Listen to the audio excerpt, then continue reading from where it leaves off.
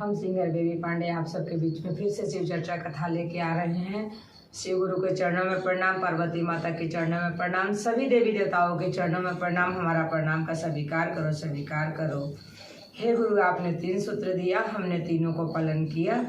आप मेरा प्रणाम का स्वीकार करो, स्वीकार करो। हर हर महादेव।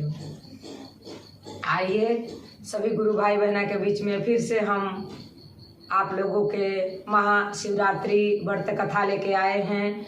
आप सभी गुरु भाई बहना कथा पूरा सुनिए और भोलेनाथ का चरण से जुड़ जाइए। आइए कथा बताते हैं।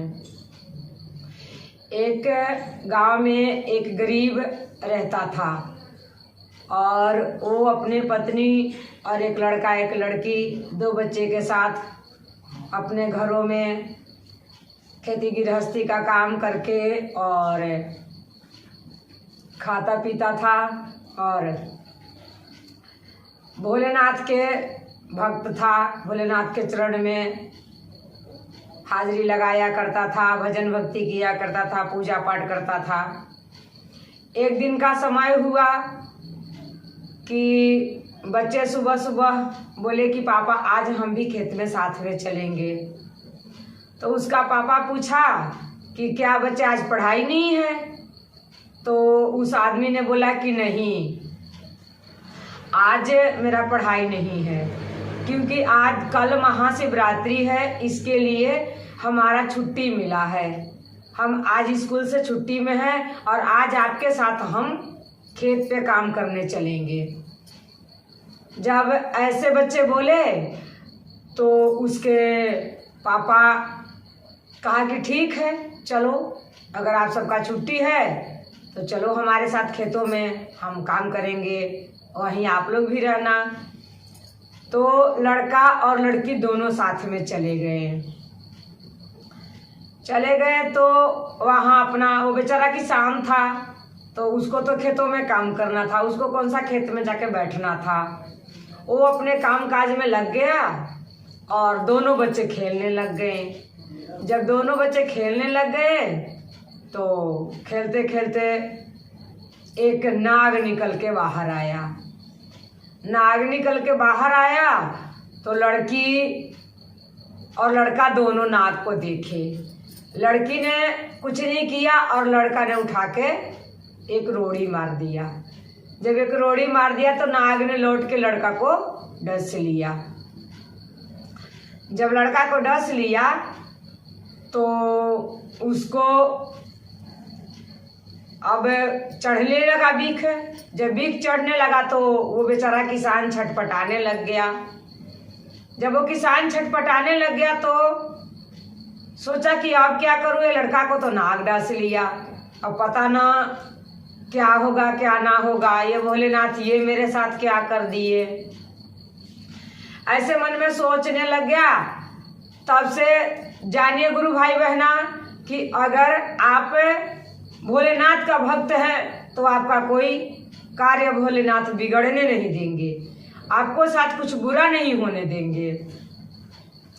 इतने में एक वहाँ आ गया सफेरा, जो सांप का दिख उतारना जानता था, जड़ी वड़ी रखा था।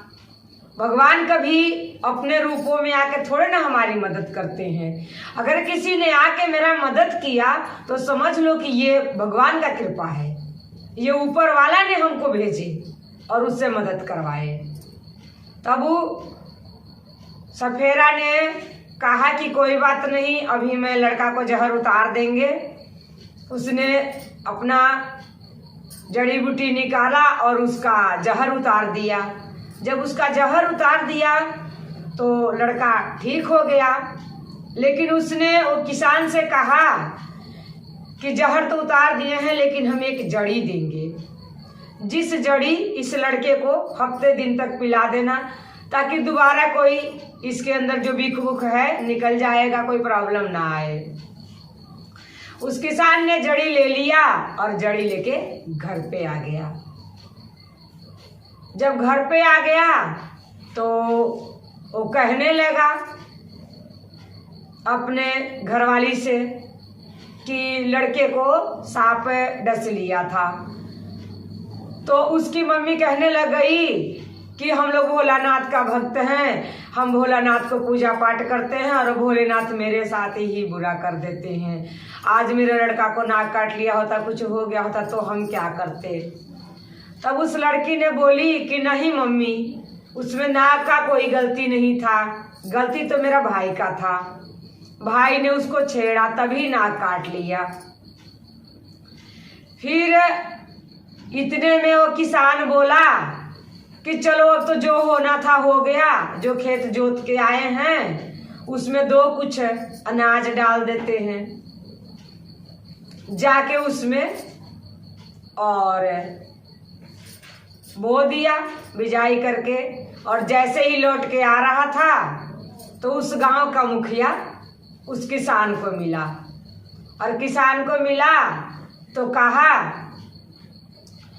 कि उस किसान का नाम रामचरण था। उसने कहा कि रामचरण से काल है शिवरात्रि का व्रत है और हम सोच रहे थे कि सभी गांवों में गरीबों में कंबल बंटवा दे। तो उसने कहा मुखिया जी ये तो उत्तम विचार है, बंटवा दे। तो उसने कहा कि तुम भी आ जाना, से कुछ कंबल कुछ चादर बांटेंगे, तू भी आके ले लेना। तो अब रात के अपने आए घरवाली से ये सब बात बताया कि गांव का मुखिया जी मिले थे, वो कल है मंदिर पर कह रहे थे कि कुछ गरीबों लोगों को बंटवा देंगे कंबल वगैरह, ठंडी का टाइम है, इनको कुछ राहत हो जाएगा, से कल हम भी जाएंगे मुखिया जी के पास कंबल लेने। तो उसकी घरवाली बोली कि हम दोनों चलेंगे, अगर हम दोनों चलेंगे तो मुखिया जी हम शायद दोनों को दे दे। तो किसान ने कहा कि कोई बात नहीं, आप मत जाना, क्योंकि अगर आप जाओगी तो बच्चे बुच्चे का काल शिवरात्रि है, खाना खुना कौन बना के देगा, से घर पे रहो, आप घर का काम कर लेना, हम चले जाएंगे। उसने बेचारा रात के सारा काम काज संभाला और सोचा कि महाशिवरात्रि के दिन भोलेनाथ का मंदिर में ऐसे भी काफी भीड़ होता है, हम जल्दी चले जाएंगे, जल्दी जल चढ़ा के चलाएंगे, फिर भीड़ हो जाएगा। गया 4 बजे भोर में नहा धोवा लिया और नहा धोवा के भोलेनाथ के चला गया मंदिर गया तो काफी भीड़ हो गया था, काफी भीड़ हुआ था तो बेचारा लाइन में लग गया। अब सोचे कि अब जब मेरी बारी आएगी तब हम जल चढ़ाएंगे, जल चढ़ा के मुखिया जी के घर जाएंगे। वो अपना वहां लाइन में लग के जल चढ़ाया, जल चढ़ा के मुखिया जी के घर चला गया और मुखिया जी के घर जाके और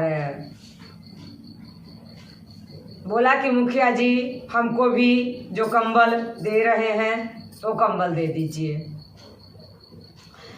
तब मुखिया जी बोले कि कोई बात ना, तुम्हारे हिस्से का कंबल रखा हुआ है, तू अपना कंबल ले जाओ।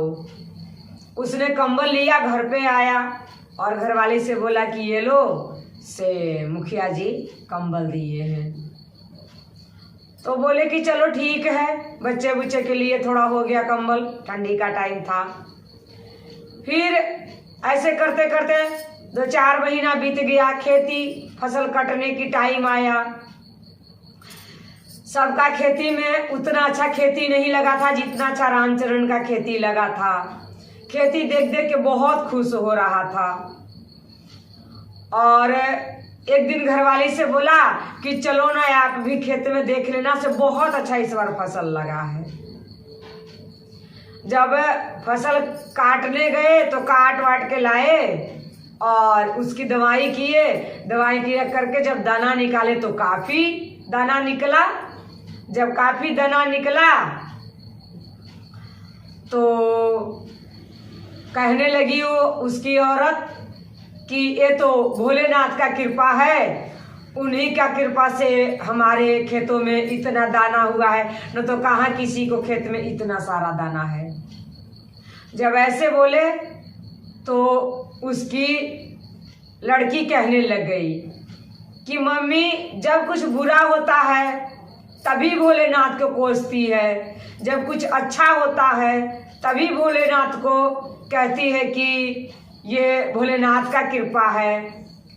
तो मम्मी एक बार सोचा करो कि जब जैसा कर्म करोगी फल कर्म के अनुसार ही मिलेगा। इसलिए भोलेनाथ भी वही करते हैं जो हम कर्म करते हैं। तो सभी गुरु भाई बहना, अगर कर्म अच्छा करोगी तो फल भी अच्छा मिलेगा। जैसा बिजाई करेगी वैसा ही कटाई होगा। अगर अच्छे चीज बीजोगी तो अच्छे काट के लाओगी, अगर बुरा बीजोगी तो बुरा काट के लाओगी।